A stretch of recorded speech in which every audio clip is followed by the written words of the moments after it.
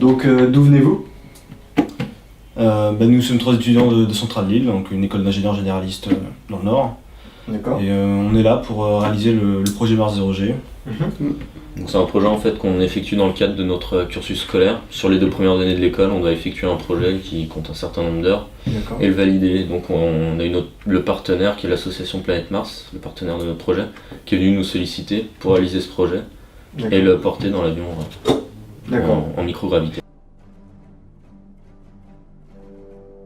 Alors le principe général de l'expérience, en gros, c'est on a fabriqué 2 modules donc, qui sont assimilables à un vaisseau spatial et qui tournent donc autour du centre de gravité de l'ensemble de manière à générer via la force centrifuge une accélération qui sera assimilable pour des astronautes à de la gravité. D'accord. Donc en fait, ce serait comme synthétiser le départ de la Terre jusqu'à Mars avec une... Plus le vol général. Toute la partie vol, une fois le décollage effectué, on met le système on déploie le système une fois dans l'espace pour la période de voyage d'un point A à un point B. Typiquement ici, dans le cas précis, c'est de la Terre à Mars.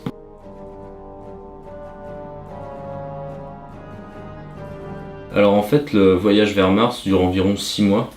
Donc pendant ce temps-là, les astronautes vont rester en état d'apesanteur, ce qui pose beaucoup de problèmes, ne serait-ce qu'au niveau de la santé. Par exemple, de décalcification des os, donc beaucoup de problèmes de santé.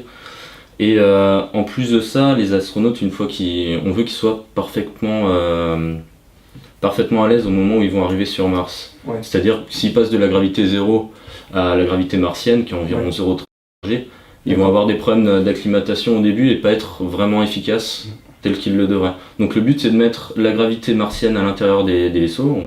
Et de cette manière, on peut prévenir pour la santé des astronautes et aussi faire qu'ils soient pleinement efficaces à leur arrivée sur Mars. On a fabriqué un lanceur qui permet de mettre en rotation donc le système de modules que Denis vient de décrire. Et nous, on va surtout étudier la partie qui est le rapprochement des modules. Parce que là, la solution qui intéresse notre partenaire, ce serait une solution où, dans le cas réel, ce serait que les modules soient d'abord fixes, mis en rotation et se rapprochent pour économiser de l'énergie et obtenir la gravité artificielle suffisante. Et donc nous, on part d'une certaine position des modules avant d'être en microgravité, on met en rotation, on libère ces modules, et grâce à un système qu'on a conçu, ils vont se rapprocher et créer la gravité qu'on espère obtenir. En fait, on commence à mettre en rotation nos modules pendant la phase qui a lieu juste avant la période de microgravité, c'est-à-dire pendant la ressource. Et on largue nos modules au tout début donc, de cette zone-là.